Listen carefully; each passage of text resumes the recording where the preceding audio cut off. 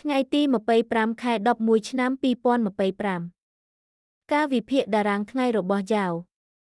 ចៅរងចាំទីដើរនៅថ្ងៃឌីអបជាសូចណាក៏សម្រេចចិត្ត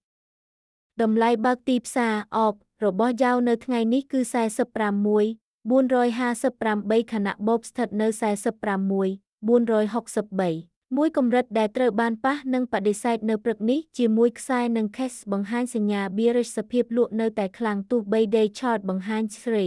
Red Yellow ក៏ដោយទិសឡើងគួរតែត្រូវបានបើកចំហតែបើតម្លៃឡើងលើអបប៉ុណ្ណោះ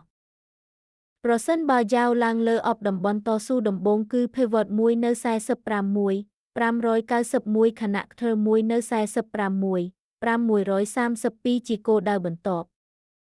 សូមចំណាំថ្ងៃនេះជា model